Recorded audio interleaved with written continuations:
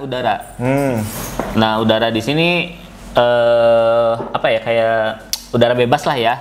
Iya. Nah, ada yang divakum, disedot. Nah, ada yang diganti udaranya dengan nitrogen. Oke. Ya, begitu. Mari ngevlog di kebun Sen.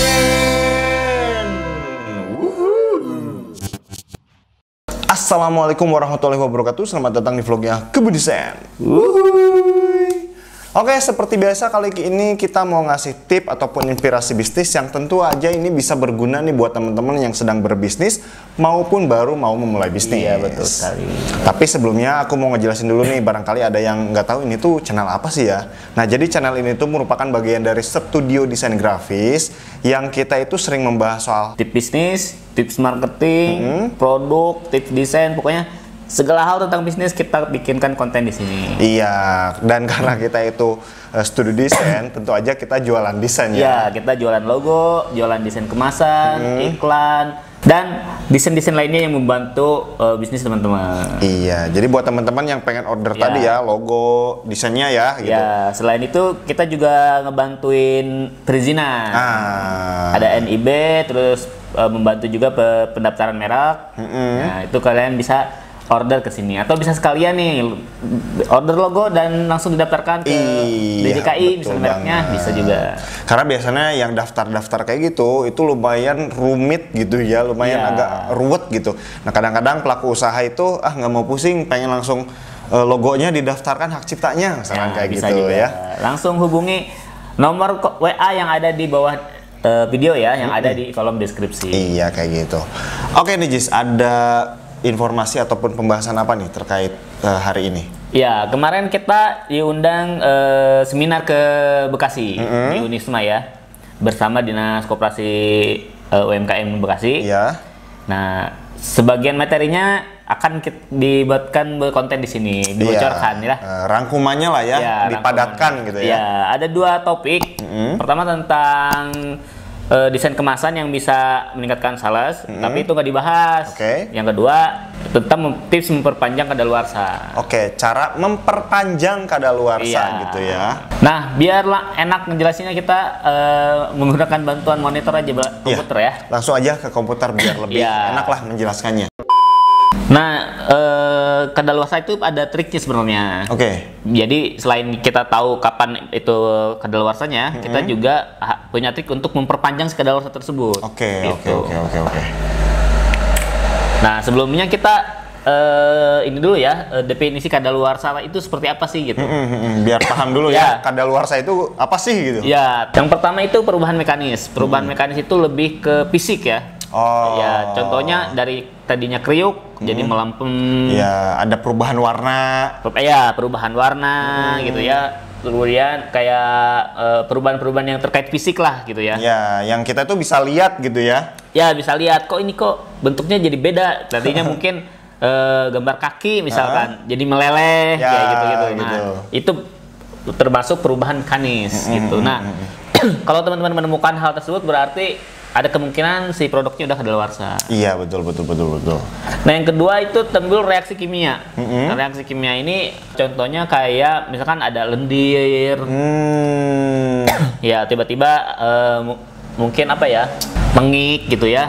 Ada bau gitu ya. Ada aroma lain, terus ada gas baru gitu. Ya, reaksi kimia ya, namanya juga reaksi kimia itu mungkin muncul reaksi-reaksi yang enggak umum kayak gitu. Harusnya wanginya itu enak, ini kok wanginya enggak enak bau gitu. Iya, betul. Karena mungkin ada udara yang masuk atau mungkin ada kepanasan, ada yang menguap di situ gitu kan. Berbagai hal lah. Bisa juga dari plastiknya tuh. Plastiknya kan kalau kena panas dia mengeluarkan partikel plastik sebenarnya. Nah, kemudian bereaksi dengan si produknya, menimbulkan zat kimia baru, dan itu tidak layak dimakan. Ya, artinya itu masuk kadaluarsa gitu. Ya, masuk kadaluarsa kayak gitu ya. Lanjut yang ketiga itu tumbuhnya mikrobiologis atau kayak bakteri. Ya, gampangnya kayak ada jamur. Ya, jamur, gitu terus yang biasanya putih-putih tuh. Ya, bintik-bintik putih gitu. Lebih parahnya lagi bisa juga sampai belatung ya. Iya.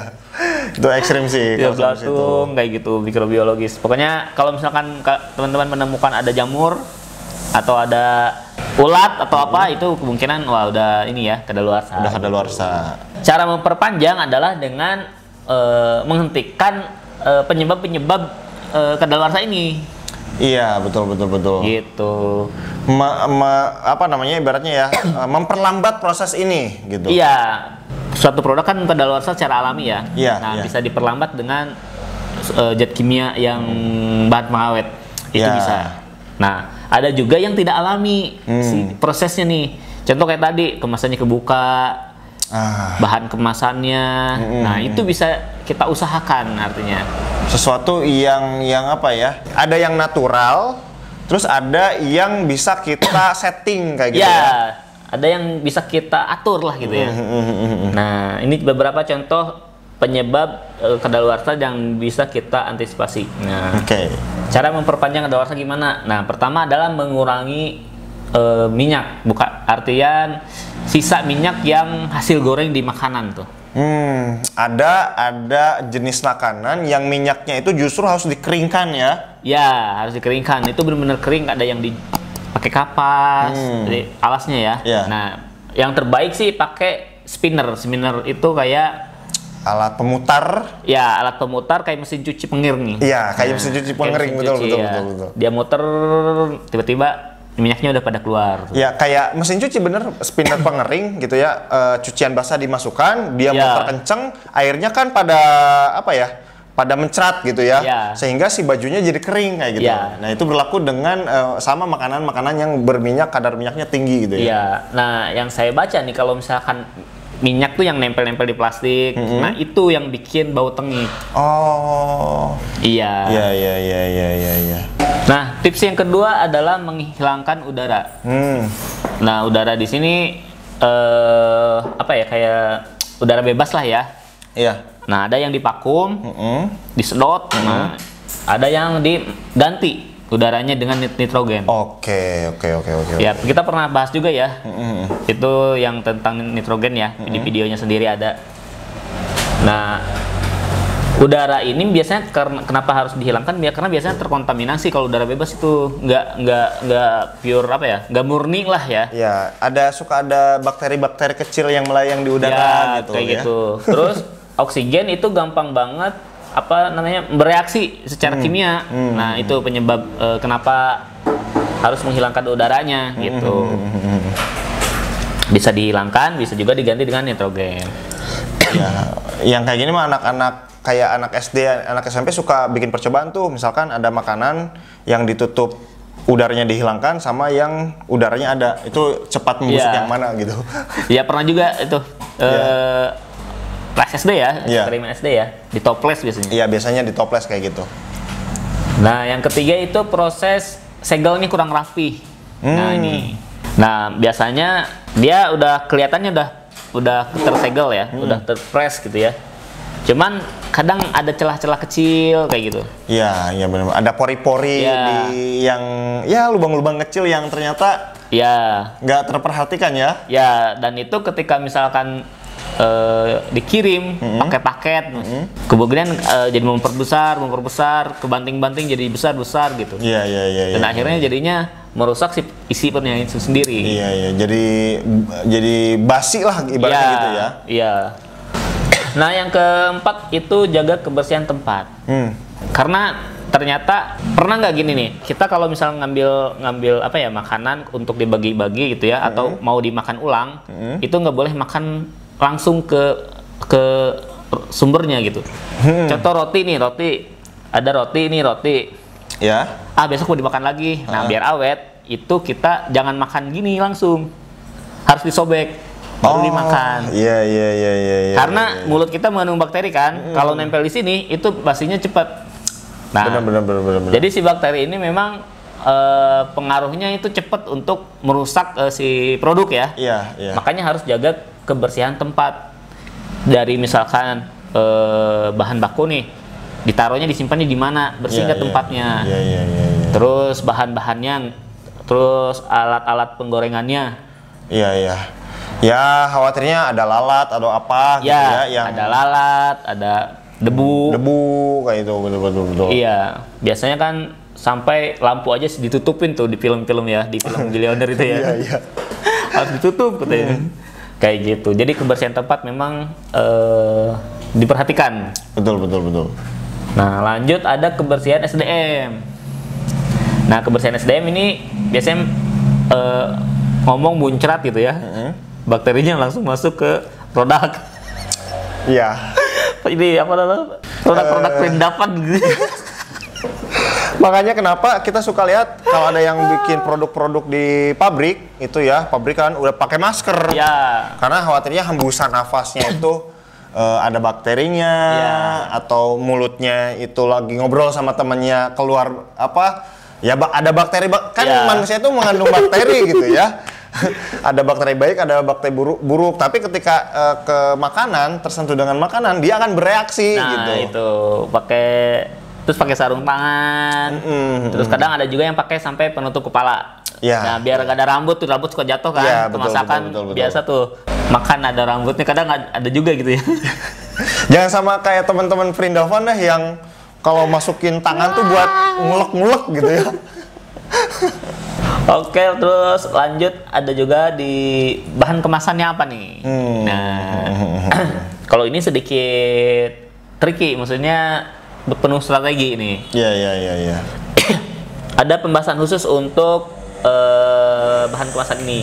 Nah, kita bahas ini yang 4 aja ya. Ada aluminium foil dan ada metallized, ada kaca, ada plastik. Nah, yang aluminium foil itu yang paling bagus karena ketika dia dipres itu nggak ada pori-porinya sama sekali.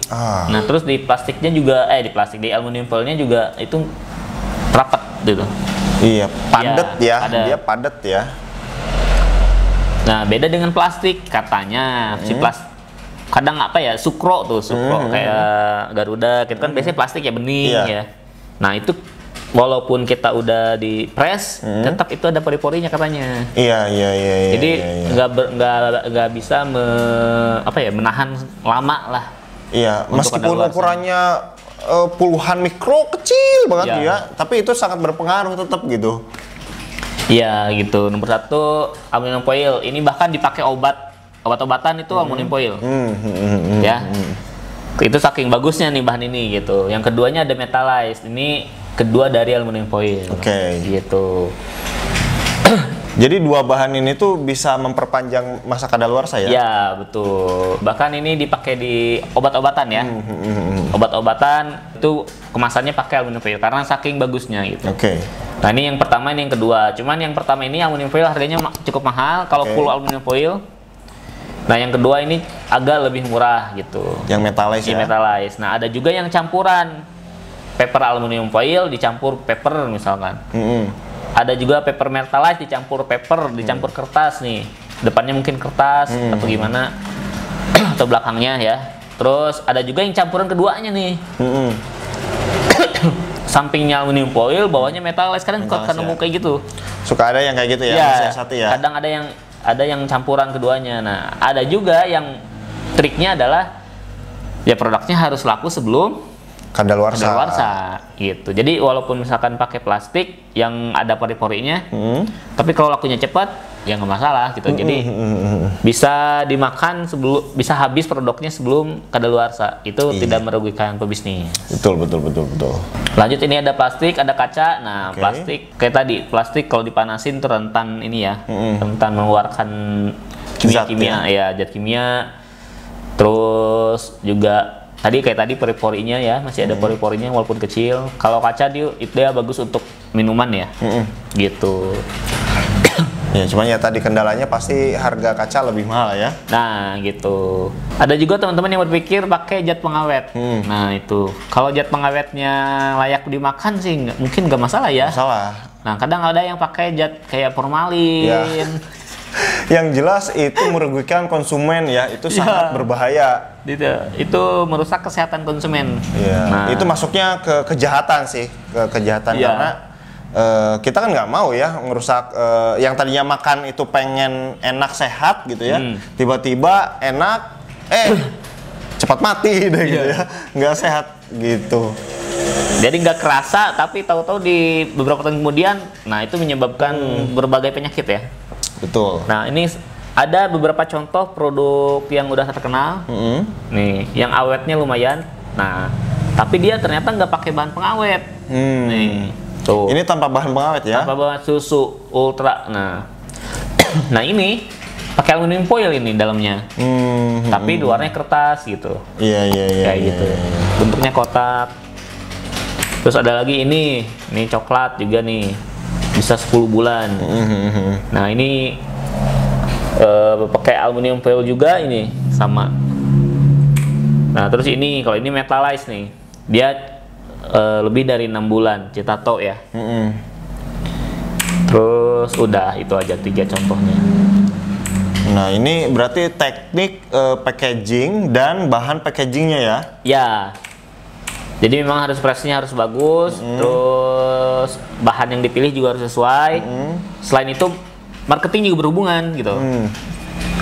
Sebisa mungkin marketing, gimana caranya kita branding, marketing, jualannya bagus sehingga udah keburu dibeli terjual lah. Ya, terjual sebelum terjual waktu, habis sebelum apa? Sebelum kadaluarsa. Ya. Kayak gitu. Nah itu terus ada juga teknik penyimpanan stoknya. Jadi misalnya udah produksi nih, yang pertama disimpan di sini, di meja ini. Nah kan misalkan udah dikit lagi nih, ayo kita produksi lagi gitu. Tapi ini belum laku semua kan.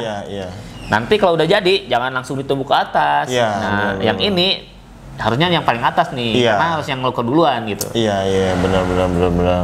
Jadi, ya itu ya teman-teman, proses pengawetan menggunakan apa ya? Melihat dari bahan kayak gitu ya. Melihat dari bahan gitu. Bahan kemasannya kayak gitu. Nah, kalau teman-teman itu udah punya trik terkait dengan produk saya ini, secara natural awetnya cuman 1 hari gitu ya. Ya mungkin bisa disiasatin yang minuman itu dulu dia dibekukan sehingga bisa awet 1 bulan kayak gitu. Kemarin juga klien kita gitu ya. Kayak gitu. Ada juga yang pakai cabe katanya itu, pakai cabe. Pakai cabai dikit biar tahan awet katanya. Tapi secara rasa mungkin karena cabenya dikit jadi nggak terlalu pedas ya gitu. Ada juga yang cara kayak gitu. Pokoknya banyak trik lah ya. Kalau orang dapur mungkin banyak yang tahu nih trik-trik mengolah makanan ya. Yang ada juga yang waktu itu sambal dia itu pakai apa? Pakai ini aluminium foil juga atasnya. Segel seal ya. Sealnya. Nah itu dipanasin. Jadi si toples kan biasanya diputer tuh, diputer itu ternyata atasnya ditutup lagi. Iya, itu bisa awet 1 bulanan lebih kayak gitu ya. Itu. Kayak gitu lumayan kan gitu. Itu ya teman-teman. Jadi mudah-mudahan bermanfaat. Cara gimana memperpanjang kadaluarsa dari beberapa cara gitu ya. Ada yang pakai spinner, ada yang menghilangkan udara atau diganti pakai nitrogen kayak gitu ya. Ada yang seal, bahkan ada yang menggunakan kemasan-kemasan yang berkualitas tinggi seperti aluminium foil kayak gitu. Oke, Jis, ada lagi? Udah, itu aja. Nah itu ya teman-teman, kalau suka dengan video ini silahkan di like, di komen, juga di subscribe. Dan jangan lupa juga di share ke teman-teman kamu supaya bermanfaat kayak gitu. Oke, thank you, sampai jumpa di vlog kita selanjutnya. Bye-bye.